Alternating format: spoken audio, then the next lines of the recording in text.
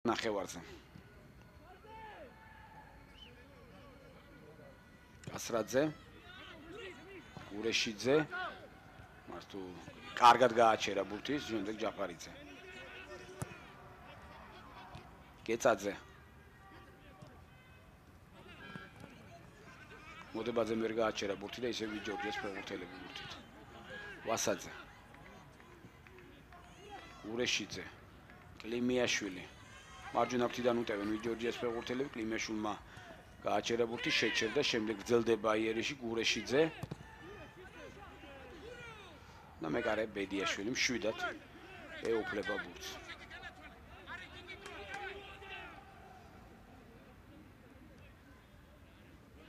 დაიწყეს თავისი მორიგი იერიში, რუსთაველმა ფეხბურთელებმა ისინი უკვე მეტოქის ნახევარზე არიან, დიაგონალური გადაცემა მარცხნივ, სადაც გეცაძე დაეცია ბურთს, მის წინააღმდეგ ბეჭვაია არის, გეცაძე შეიძლება ჩააწოდოს, მაღალი ჩაწოდება მარჯვენა ფრთიდან შეიჭრა იქ ერთ-ერთი რუსთაველი ფეხბურთელი, გრძელდება მათ იერიში, რაზმაძე შორი მანძილიდან, მაგრამ არაზუსტი დარტყმა, კარგი იერიში გამოვიდა. ახლა რუსთავის სოლიმს კიდევ ერთი რაზმაძემ დაარტყა კიდეც კარის მიმართულებით, მაგრამ ამჯერად არაზუსტად და მეკარე ძაძამიან უკვე სწრაფად შეიყვანა ბურთი თამაში. ჩქარობენ ვიჯორჯიას ფეხბურთელები, ისინი აგებენ შეხვედრას. და მათ აუცილებლად სჭირდებათ მინიმუმ ერთი გოლის გატანა, რათა თამაში დამატებით დროში მაინც გადაიყვანონ. კლიმიაშვილი ვიჯორჯია სუპერთასის მოქმედი მფლობელია, მოდით ასე ვთქვათ, გასულ წელს სწორედ ამ გუნდმა მოიპოვა სუპერთასი თბილისის დინამოსთან ძალიან დრამატულ ორთაბრძოლაში, რომელსაც მაშინ რუსთავმა უმასმინძლა, ახლა დაგებული იყო რუსთავის ფოლადის სტადიონზე ხელოვნური საფარი და პრაქტიკულად სწორედ იმ შეხვედრაში გაიხსნა ეს ხელოვნური საფარიანი მოედანი. ჯარიმარი. ალბათ კლიმიაშვილი ჩააწვეს.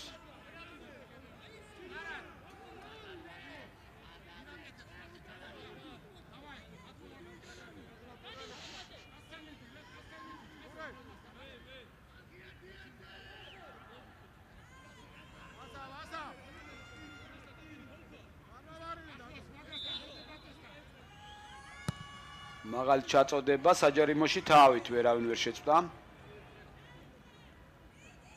გრძელდება ვიჯორჯიას იერიში, შეიძლება ახლა უკვე ჩაწოდება, აქ კვახაძე თამაშობს დამაჯერებლად, კარგად.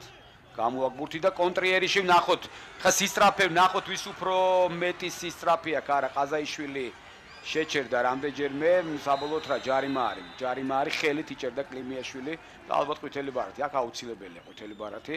მაგრამ ეს არის საკმაოდ აქტიური შეტევის ჩაშლა.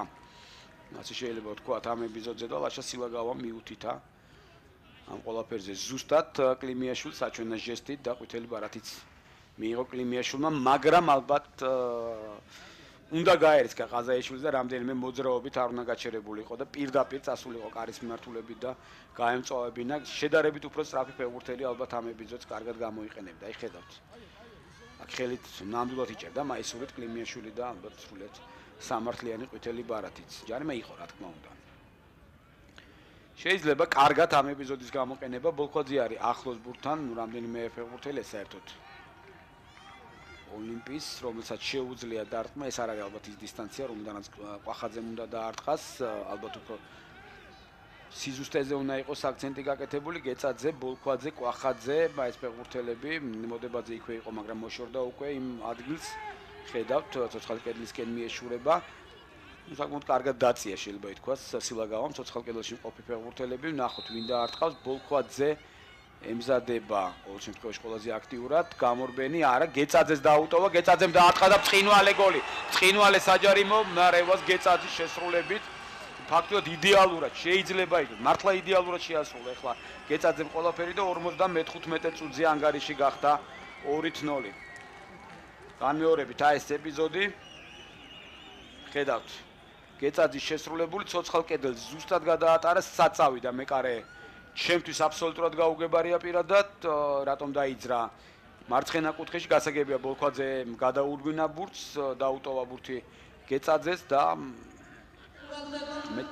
მეკარეზე დაბრალება ძალიან ძნელია იმ ეპიზოდში, როდესაც ბურთი იმ კუთხეში გადის, სადაც ცოცხალი კედელი იცავს, მაგრამ მაინც უნდა ვთქვათ, რომ ამ ეპიზოდში მთავარი იყო ის ძალიან კარგად შესრულებული საჯარიმო და არა მეკარის შეცდომაზე უნდა